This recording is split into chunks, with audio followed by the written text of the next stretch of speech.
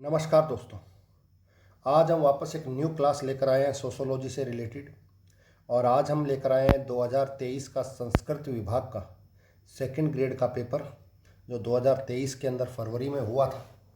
और उसमें सोशोलॉजी के कौन कौन से क्वेश्चंस पूछे गए थे और उनका किस तरह का पेपर था और क्या सॉल्यूशन था, उसको देखते हैं। तो चलो स्टार्ट करते हैं आज की क्लास और देखते हैं उन क्वेश्चंस को। पहला क्वेश्चन देखिएगा।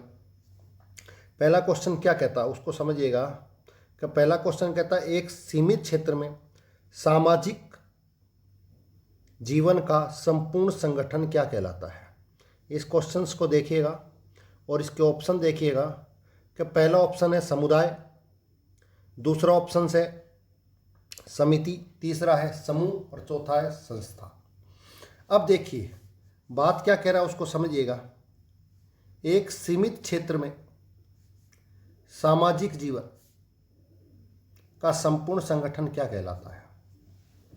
अब इसमें ऑप्शन देखिएगा। पहला ऑप्शन समुदाय, समिति, समूह और संस्था। तो आपको इनकी थोड़ी थोड़ी विशेषताएं पता होनी चाहिए। बात करें समुदाय को लेकर तो आपको पता होना चाहिए समुदाय क्या होता है। तो समुदाय की पहली विशेषता क्या होती है? निश्चित क्षेत्र। निश्चित क्षेत्र। और इसमें सीमित क्षेत्र की बात कही गई है। तो आप अंदाज़ा लगा लीजिए कि कहीं ना इससे कोरिलेट कोई एक चीज़ होती नजर आएगी आपको। दूसरा, इसके अंदर आपको पता होगा एक चीज़ और मैं आपको पिछली क्लास में बता चुका था कि इसमें हम की भावना पाई जाती है। हम की भावना, ये दो विशेषताएं कहीं ना कहीं आपको देखने में। समिति की बात करेंगे तो मैं पिछली क्लास में भी आपको बता चुका हूं, विशिष्ट उद्देश्य के लिए जानबूझकर निर्मित किया गया व्यवस्था है। जानबूझकर निर्मित की गई व्यवस्था है। इसकी सदस्यता ऐच्छिक है, आप लेना चाहो तो ले लो, अन्यथा जरूरी नहीं है। और एक चीज आपको पता होगी, इसका रूप भी कैसा है, कहीं ना कहीं मूर्त रूप आपको दिखाई देगा। बात करेंगे समूह को लेकर तो समूह के अंदर एक चीज ध्यान रखिएगा। हमने बात करी थी समूह को लेकर, प्राथमिक समूह से द्वितीय समूह, आभासी समूह, संदर्भ समूह। लेकिन इसमें दो तीन चीजें ध्यान रखनी। एक तो समूह का मतलब जिनके बीच में निरंतर अंतःक्रिया हो, पहली चीज। और जिनों के लक्ष्य कहीं ना कहीं आपको क्या दिखाई दें, समान दिखाई दे। शारीरिक कहीं ना कहीं निकटता दिखाई दे, शारीरिक निकटता कहीं ना कहीं दिखाई दे, निरंतर संपर्क में रहें। ये कुछ विषय आपको पता होनी चाहिए, एग्जाम्स में पूछ लिया जा सकता है। और संस्था की बात करें तो संस्था एक प्रकार का अमूर्त है, इंस्टीट्यूशन है, अमूर्त संस्था के रूप में मानी जाती है। और एक चीज मैं आपको पहले भी बता चुका था, व्यक्ति और समूह के बीच में, व्यक्ति और समूह के बीच में कहीं ना कहीं नियंत्रण करने का काम किसके द्वारा किया जाता है? संस्था के द्वारा किया जाता है। कहीं ना कहीं इसके अंदर क्या होता है कि इसके अंदर नियम और आचार, कहीं ना कहीं नियमों को ध्यान में रखा जाता है। तो जब निश्चित क्षेत्र की बात आती है सामाजिक जीवन में, तो निश्चित क्षेत्र में बात करेंगे तो हम किसकी बात करेंगे? समुदाय की बात करेंगे। तो इसका पहला आंसर क्या होगा? समुदाय। आपको समुदाय, समिति, समूह और संस्था। अब आपके सिलेबस के अंदर ध्यान रखिएगा, सिलेबस के अंदर डायरेक्ट जो बात कही गई हो तो ग्रुप समूह की बात कही गई हो, लेकिन समिति और समुदाय, कम्युनिटी और इंस्टीट्यूशंस और ग्रुप्स के अंदर भी आपको कुछ ना कुछ थोड़ा बहुत पता होना चाहिए। तो पहला क्वेश्चन देख लिया। सेकंड क्वेश्चन स्टार्ट करते हैं। कौन समाजशास्त्र में वैज्ञानिक अभिमुखन का समर्थन करता है? तो आपको पता होना चाहिए बात किसकी की जा रही है? वैज्ञानिक अभिगम की। तो देखिए एक चीज ध्यान रखिएगा, दो तरह के परिप्रेक्ष्य थे सोशियोलॉजी में, एक वैज्ञानिक और दूसरा आपको पता है मानवीय। अब जब वैज्ञानिक की बात करेंगे तो आपको पता होगा, मैं आपको पहले भी बता चुका हूं कहीं ना कहीं जब वैज्ञानिक की बात करेंगे तो इसके अंदर कहीं ना कहीं आपको पता होगा प्रत्यक्षवाद, कहीं ना कहीं विज्ञानवाद आपको दिखाई देगा। अब इनका समर्थन करने वाले पूछे गए हैं, ध्यान रखिएगा, इनका समर्थन करने वाले पूछे गए हैं। तो ध्यान रखिएगा, विज्ञानवाद का समर्थन करने वाले जो पुराने सबसे पहले थे, काम्टे, दुर्खिम, वेबर को भी इसमें आप जोड़ सकते हो, इंपॉर्टेंट बता रहा हूँ, स्पेंसर को भी इसमें अंदर आप रख सकते हो। इसके अलावा एक और याद रखिएगा, पेरेटो। इनका संबंध कहीं ना कहीं उस वैज्ञानिक परिप्रेक्ष्य से दिखाई देता है। बात करेंगे मानवीय परिप्रेक्ष्य की, तो मानवीय परिप्रेक्ष्य के भी कई सारे उपागम आपको दिखाई देंगे, एग्जाम में पूछ लिया जाता है। इससे जुड़े हुए जो वैज्ञानिक हैं, मीड, आपको कूले दिखाई देगा, आपको जेएस मिल्स भी इसमें जुड़ा हुआ दिखाई देगा, इसमें आपको डीलथे भी दिखाई देगा, इसमें आपको गारफिंकल भी दिखाई देगा, और इसके अंदर आपको अल्फ्रेड सूस भी दिखाई देगा। अब अगस्ट काम्टे की बात करें तो वैज्ञानिक,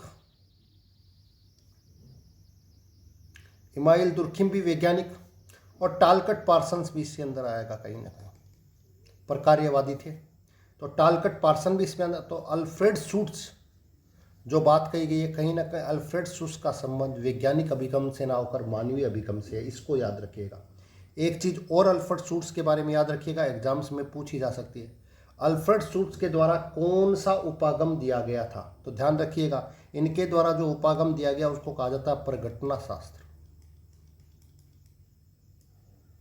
और इंग्लिश की बात करें तो उसको कहा जाता है फिनोमेनोलॉजी, फिनोमोलॉजी। ये ध्यान रखिएगा। इसमें इन्होंने एक बात कही थी कि विषय वस्तु और अध्ययनकर्ता दोनों अलग अलग होते हैं, विषय वस्तु और अध्ययनकर्ता दोनों अलग अलग माने गए।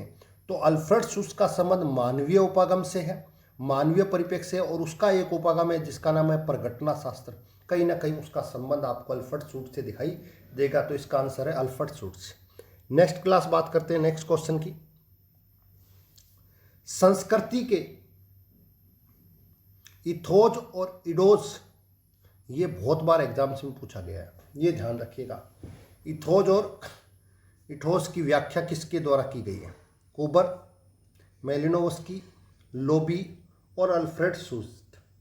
तो इसमें ध्यान रखिएगा कि इथोज और एडोस की जो बात की गई है वो किसके द्वारा की गई है?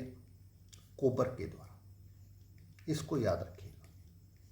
कोबर के द्वारा इथोज और एथोज की बात कही गई है, और इनके द्वारा एक कोटेशन कही गई है, उसको भी आपको याद रखिएगा।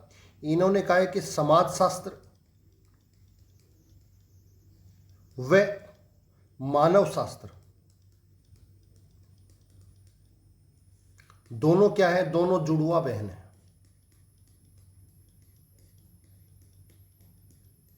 ये कोटेशन इनके द्वारा की गई है, इसलिए इसको कोबर को भी याद रखिएगा। तो इसका आंसर क्या होगा? ए कोबर। नेक्स्ट क्वेश्चन की बात करते हैं। Marriage and family, marriage and family, मैंने आपको बताया था पुस्तक हमेशा एग्जाम्स में पूछी ही जाती है। 2 से 3 क्वेश्चंस आपके एग्जाम्स में कहीं ना कहीं पूछे जाते हैं, इसको याद रखिएगा। Marriage and family, Yogendra Singh, M.N.. Srinivasan, KM. Kapadia या लुएन ड्यूमे, और चारों के चारों महत्वपूर्ण हैं। तो ध्यान रखिएगा, एग्जाम्स में पूछ लिया जाए कि किसके द्वारा ये पुस्तक लिखी गई, तो ये पुस्तक लिखी गई के.एम. कपाड़िया के द्वारा, इसको याद रखिएगा। के.एम. कपाड़िया के द्वारा ये पुस्तक लिखी गई। अब जब के.एम. कपाड़िया की बात करें तो इनके द्वारा एक और महत्वपूर्ण पुस्तक लिखी गई, उसको याद रखिएगा, हिंदू किनशिप। ये पुस्तक भी कहीं ना कहीं कपाड़िया के द्वारा लिखी गई। जब इसमें सारे के सारे आए हुए हैं तो इनको भी थोड़ा सा याद रखिएगा।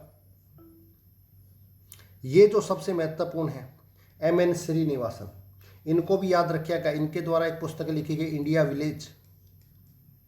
पहली चीज़ तो मैं आपको बता चुका हूँ। दूसरा, मैं इनके बारे में पहले भी बता चुका हूँ। अगर आपसे बात करी जाए संस्कृतिकरण की, अगर आपसे बात की जाए आधुनिकीकरण की, अगर आपसे बात करी जाए प्रभु जाति की, इस तरह के कोई भी बात अगर आपसे पूछी जाए तो उनका संबंध कहीं ना कहीं आपको दिखाई देगा। किससे? एम.एन. श्रीनिवास से। इसके बाद आता है इसके अंदर एक योगेंद्र सिंह। योगेंद्र सिंह ने भी आपको पता है औद्योगिकरण के समर्थन में बात की गई है, औद्योगिकरण के समर्थन में बात की गई, आधुनिकीकरण के समर्थन में बात की गई है। ध्यान रखिएगा, आधुनिकीकरण और आधुनिकीकरण को लेकर मैं पहले भी बता चुका हूँ। इनकी एक पुस्तक है, उसको याद रखिएगा, मॉडर्नाइजेशन ऑफ इंडियन ट्रेडिशन। ये कहीं ना कहीं आपके एग्जाम्स में पूछी जा सकती है, इसको ध्यान रखिएगा। और लुई ड्यूमा की बात करें तो लुई ड्यूमा का भी एक फैक्ट याद रखिएगा, इनके द्वारा भी एक महत्वपूर्ण पुस्तक लिखी गई, होमो हायरार्की, इसको याद रखिएगा। तो ये क्वेश्चंस आपके एग्जाम्स में, इसमें से चारों की चारों पुस्तकें याद रखिएगा कि के.एम. कपाड़िया इसका आंसर है। के.एम. कपाड़िया की एक और पुस्तक है हिंदू किंगशिप, इसको याद रखिएगा। एम.एन. शिवराजन की बात करें तो इंडिया विलेज, संस्कृतिकरण, आधुनिकरण, प्रभु जाति जैसी अवधारणा किसके द्वारा दी गई? श्रीनिवासन के द्वारा। योगेंद्र सिंह ने आधुनिकीकरण को ज़्यादा महत्वपूर्ण स्थान दिया है संस्कृतिकरण की अपेक्षा, और इनके द्वारा एक पुस्तक लिखी गई मॉडर्नाइजेशन ऑफ इंडियन ट्रेडिशन, और लुई ड्यूमा के द्वारा भी एक पुस्तक लिखी होमो हायरार्की। तो इस चौथे क्वेश्चन का आंसर क्या होगा? के.एम. कपाड़िया। नेक्स्ट क्वेश्चन की बात करते हैं, कौन सा एक युग्म सही है? आपका सेकंड ग्रेड में अंदर एक टॉपिक है भ्रष्टाचार, उसको लेकर कहीं ना कहीं क्वेश्चन डायरेक्ट इनडायरेक्ट बार बार पूछा जाता है। संथानम समिति, इसको याद रखिएगा, सरकारी आयोग, भ्रष्टाचार निवारण, और राजस्थान राइट टू हियरिंग। कौन सा? संथानम समिति बिल्कुल सही जवाब है। 1962 में इसकी स्थापना की गई, और इसी के कारण किसकी स्थापना की गई? सीवीसी की। आपको ये भी पता होगा। कहीं ना कहीं सरकारी आयोग को छोड़कर भ्रष्टाचार निवारण अधिनियम, भ्रष्टाचार की रोकथाम को लेकर राजीव गांधी के द्वारा ये अधिनियम लाया गया, ये भी कहीं ना कहीं आपको दिखाई देगा। और अभी आपको इस अधिनियम से रिलेटेड एक चीज जानने का, 2018 में इसका अधिनियम का पुनर्गठन पुनर्स्थापित किया गया, और इसमें कुछ न कुछ संशोधन किए गए हैं। Rajasthan right to hearing, Rajasthan right to hearing, इसको भी याद रखिएगा, 2012 के अंदर ये लाया गया था। इसके अलावा राजस्थान में एक चीज और ध्यान रखिएगा, एग्जाम से में पूछा जा सकता है, एग्जाम की दृष्टि से बता रहा हूं, Rajasthan transparency in public procurement, public procurement act, ये और एक्ट याद रखिएगा आपको। ये 2012 का ही एक्ट है, लेकिन इसमें अंतर क्या है कि ये लागू कब हुआ? 26 जनवरी 2013 को।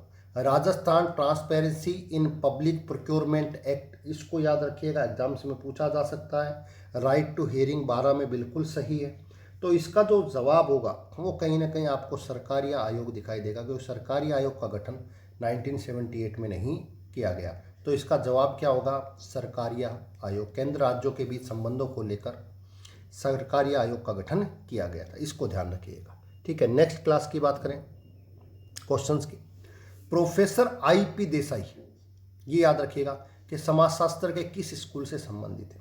अब इसमें 4 स्कूल दे रखे हैं, आपको ध्यान रखिएगा, वेरी वेरी इंपॉर्टेंट है, एग्जाम में पूछ लिया जाता है। पहला है लखनऊ स्कूल, तो लखनऊ स्कूल से संबंधित जो व्यक्ति हैं उनका नाम याद रखिएगा, राधा कमल मुखर्जी, पहली बात। दूसरा है बॉम्बे स्कूल, बॉम्बे स्कूल से कई सारे हैं, सर पैट्रिक गेट्स, इसको ध्यान रखिएगा।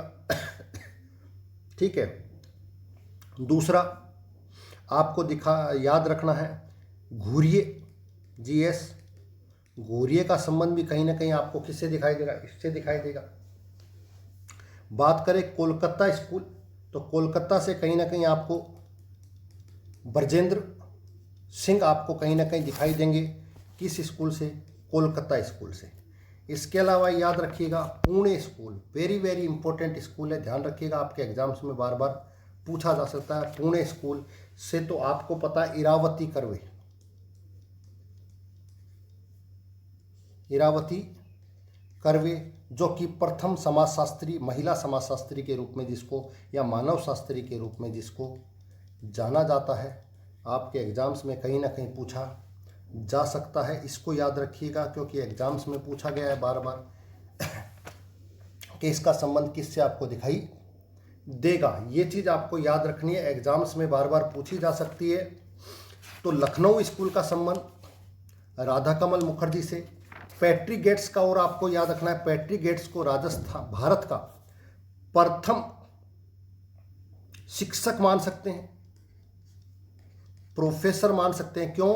क्योंकि बॉम्बे स्कूल के अंदर जब समाजशास्त्र के विषय के रूप में, आपको पता है कि समाजशास्त्र के रूप में जब विभागाध्यक्ष की स्थापना की गई थी, कब की गई थी आपको पता होगा, ये 1919 के अंदर जब ये की गई थी।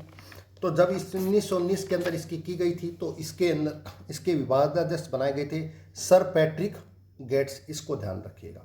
बॉम्बे स्कूल की बात करें तो ये सारी चीज़ें आ गई, घूरी आ गया, पैट्रिक, और इस बॉम्बे स्कूल से संबंध किसका है? आईपी देसाई का,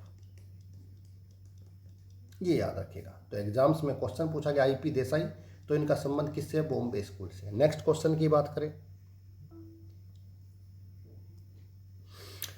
सामाजिक स्थितिकी और सामाजिक गत्यात्मक का संबंध किससे है? मैंने आपको कहा था कि विषय वस्तु के बारे में सोशियोलॉजी में बात की गई है,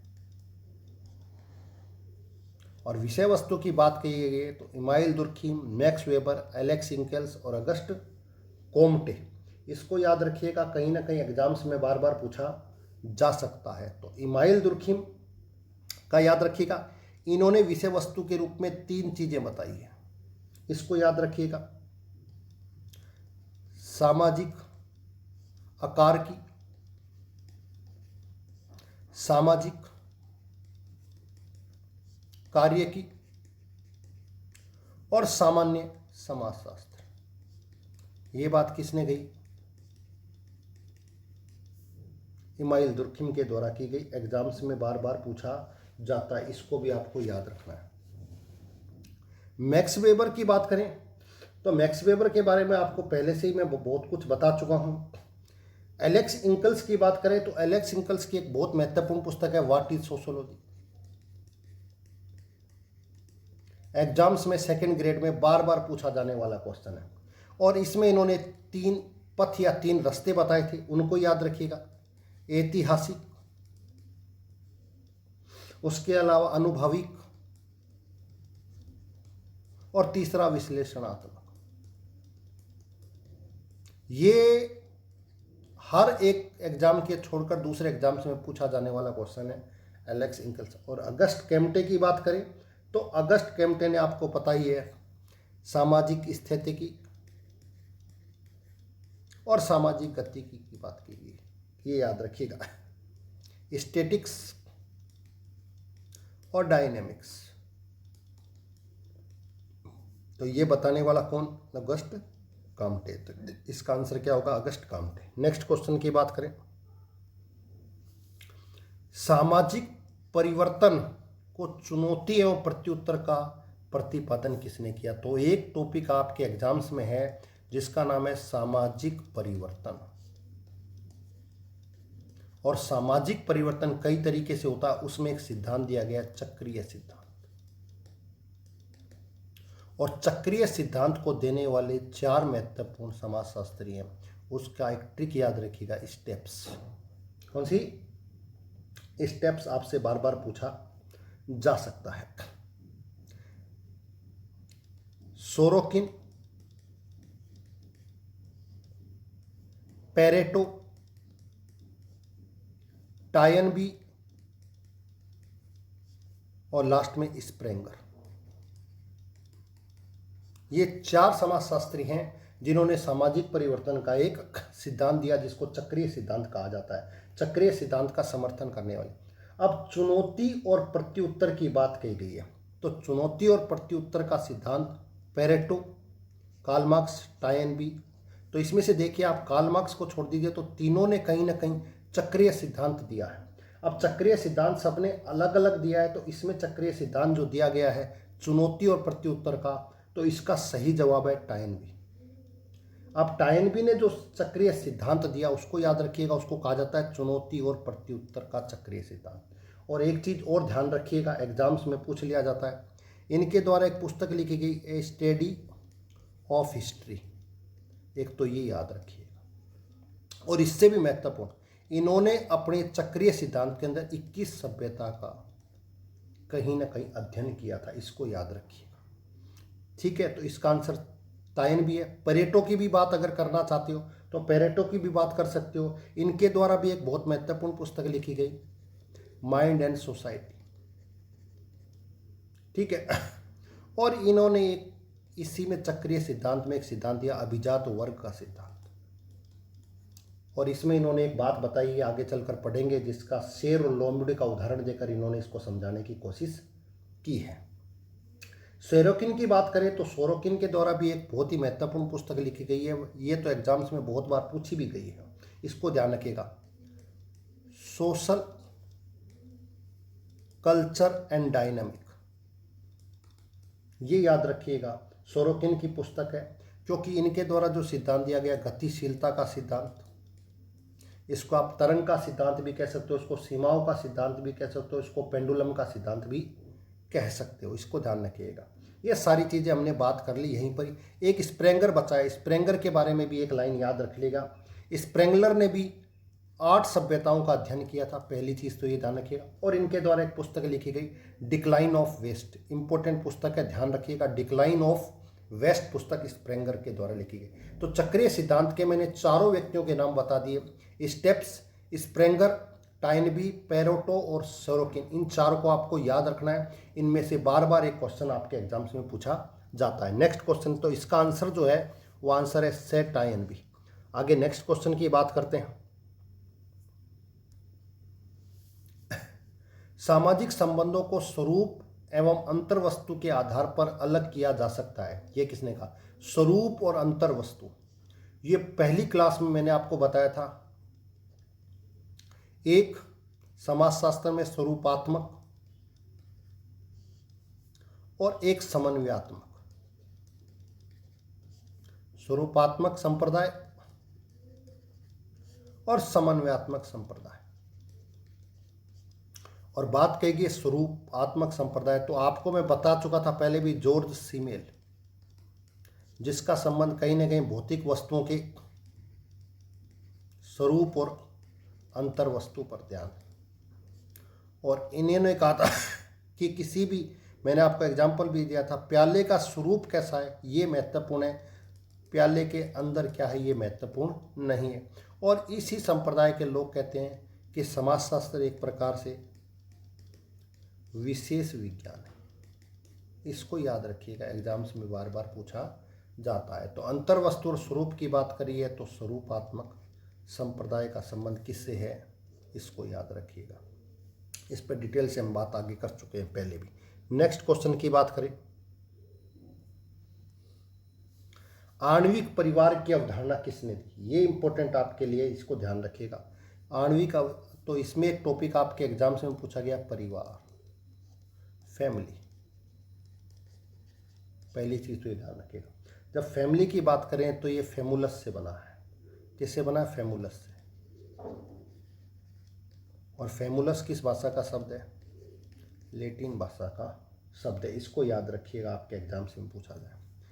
किसने दी? वेस्टरमार्क, जिमरमैन, मॉर्गन और मर्डोक के द्वारा। अब इसमें से देखिए, वेस्टरमार्क की बात करें तो वेस्टरमार्क ने परिवार को लेकर कोई बात नहीं कही, विवाह को लेकर बात कही गई है। और इनके द्वारा एक सिद्धांत दिया गया, एक विवाह का सिद्धांत। इन्होंने कहा विवाह का एक ही स्वरूप है, वो कौन सा है? एकल विवाह। तो इसकी बात आपको याद रखनी है। दूसरी बात करें, जिमरमैन, कौन सा? जिमरमैन ने 3 प्रकार के परिवारों की जानकारी दी है, ये ध्यान रखिएगा। उसमें एक है न्यायसीता परिवार, ये याद रखिएगा। दूसरा लघु परिवार, और तीसरा आणविक परिवार। और हमसे पूछा क्या गया है? आणविक परिवार। तो कहीं ना कहीं आणविक परिवार इसमें अंदर आपको देखने को मिलेगा, जिमरमैन।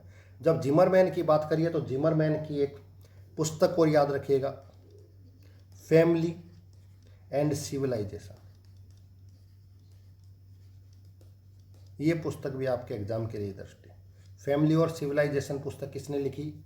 जिमरमैन के द्वारा लिखी, और जिमरमैन ने 3। इसमें से मॉर्गन की बात भी कर लेते हैं।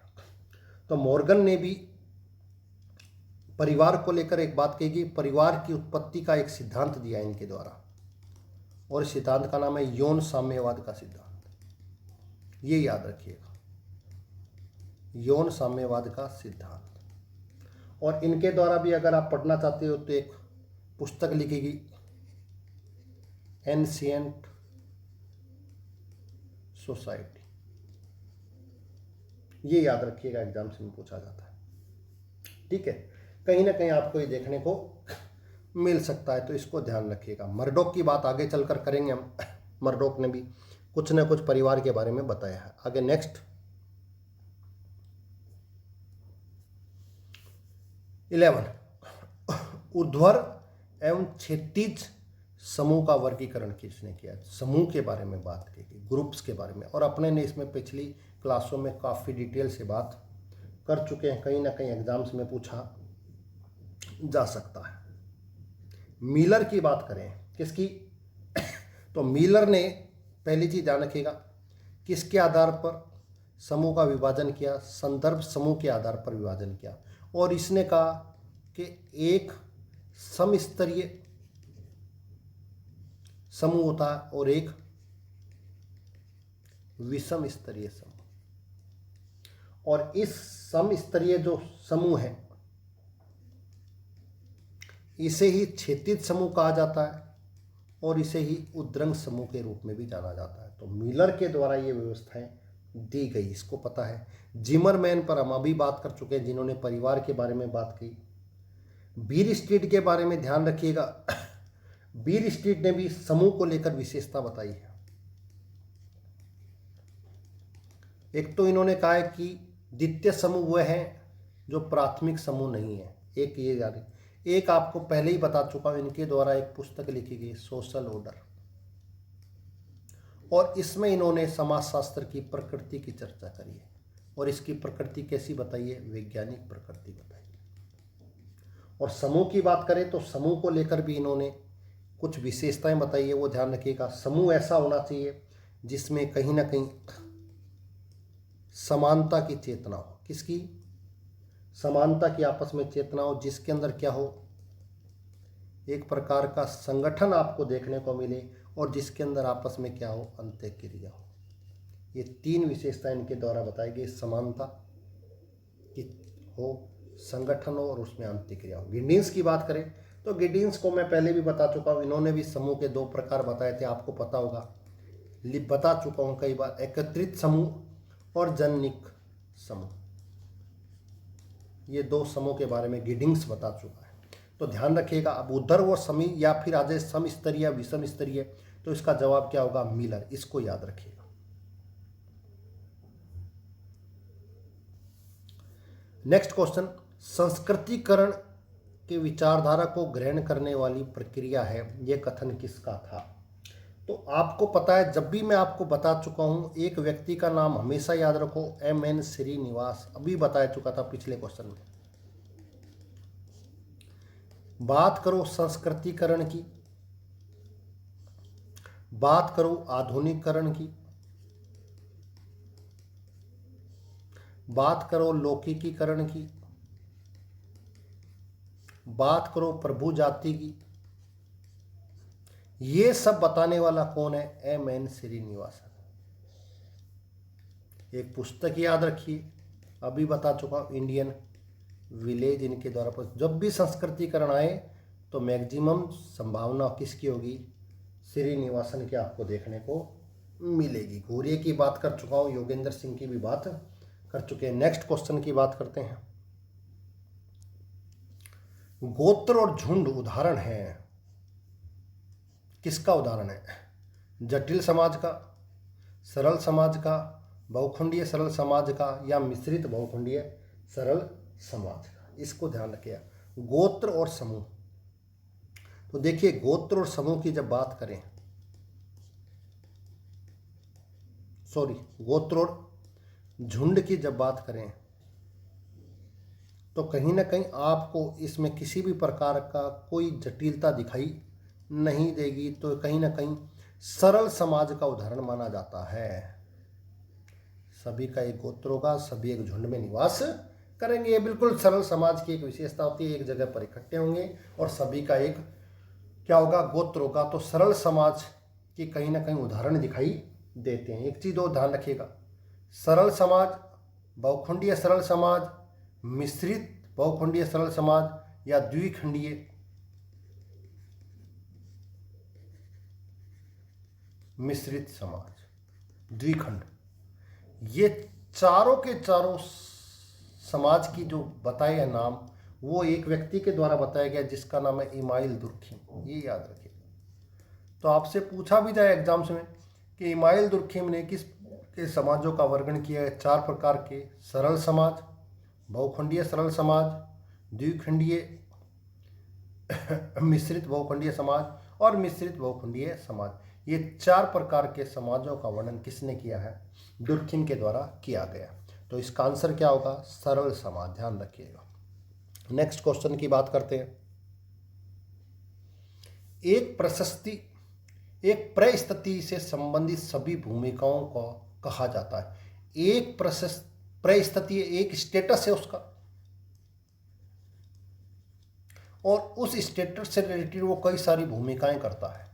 अभी आपको पता है एग्जाम के अंदर एक क्वेश्चन पूछा गया था, अभी 2024 दिसंबर के अंदर, सेकंड ग्रेड एसएसटी के अंदर, एक व्यापारी है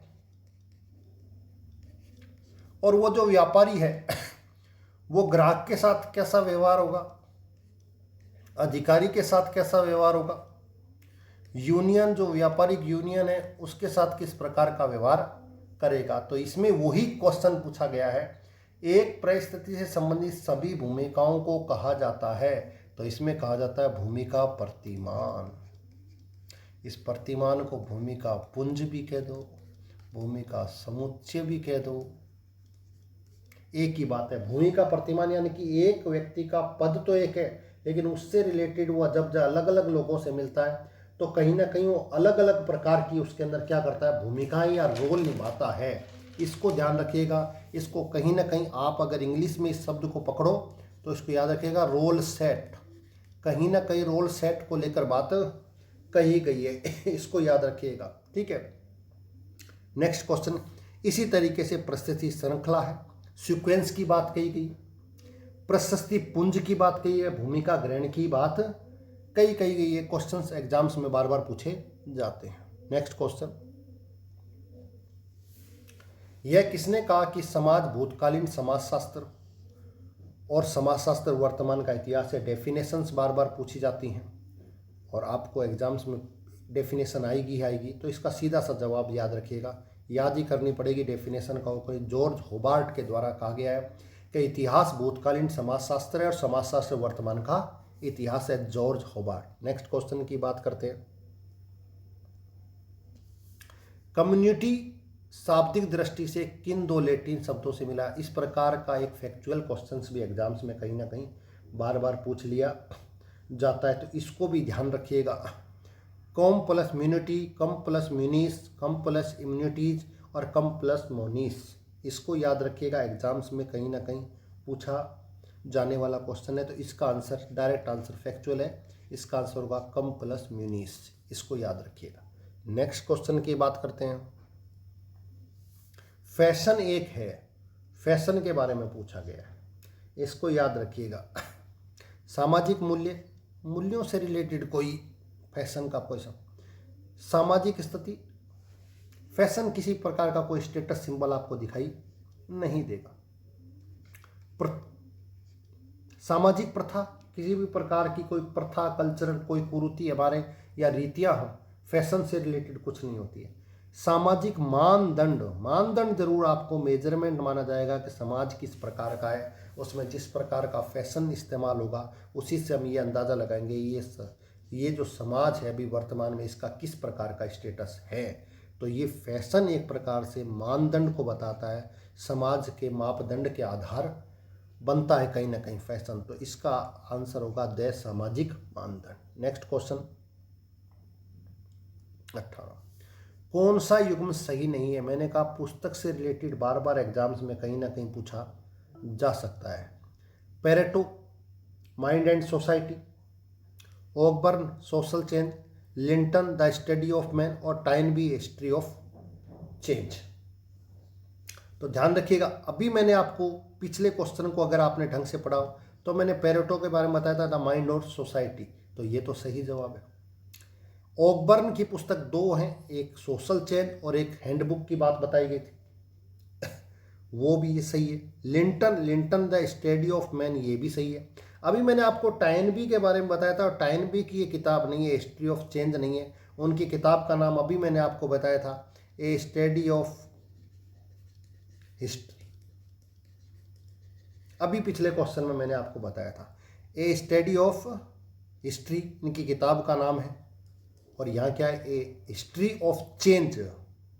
तो ये ध्यान रखिएगा। तो इसका जवाब क्या होगा? टाइन भी इसका सही नहीं है, बाकी तीनों इसके क्या है? सही जवाब है। नेक्स्ट क्वेश्चन, किसने सामाजिक गतिशीलता को प्रायोजित और प्रतियोगियों में विभाजित वर्गीकृत? सामाजिक गतिशीलता की बात कही गई है, इसको ध्यान रखिएगा। सीधा सा क्वेश्चन है, फैक्चुअल, और आपको याद होना चाहिए। इसको देने वाला कौन है? आर टर्नर के द्वारा ये कहा गया कि सामाजिक गतिशीलता को दो भागों में विभाजित किया गया, प्रायोजित और प्रतियोगी। ये याद रखिएगा। नेक्स्ट क्वेश्चन की बात करें,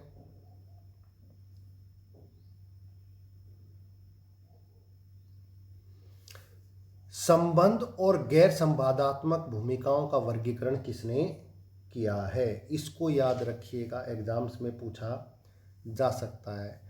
तो किसकी बात कही गई है? रोल की बात कही गई।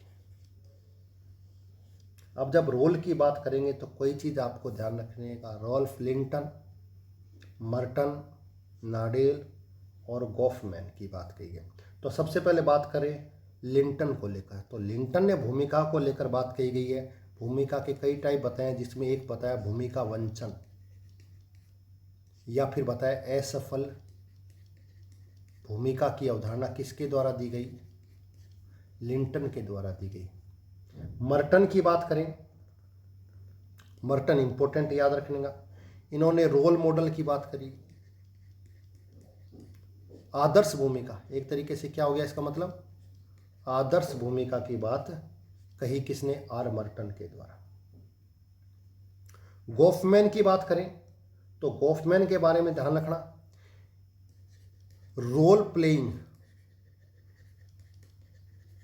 रोल की भूमिका, जैसे फिल्मों के अंदर हीरो या कैरेक्टर रोल को प्ले नहीं करते, तो रोल प्लेइंग करने की व्यवस्था किसके द्वारा अवधारणा दी गई? गॉफमैन के द्वारा ली गई। या फिर इन्हीं के द्वारा एक और अवधारणा दी गई, रोल टेकिंग, रोल को ग्रहण करना, रोल को ग्रहण करना ये अवधारणा इसके द्वारा दी गई। अब बचता है कौन? नाडेल। तो इसका सही जवाब होगा SF नाडेल के द्वारा भूमिका को लेकर दो प्रकार का वर्गीकरण किया गया, संवादात्मक और गैर संवादात्मक। इनमें एक चीज और ध्यान किया, इन्होंने जो भूमिका है उस भूमिका की आंतरिक संरचना की बात की गई है। आंतरिक संरचना क्या? आंतरिक संरचना का क्या किया गया? विश्लेषण या संश्लेषण किसके द्वारा किया गया?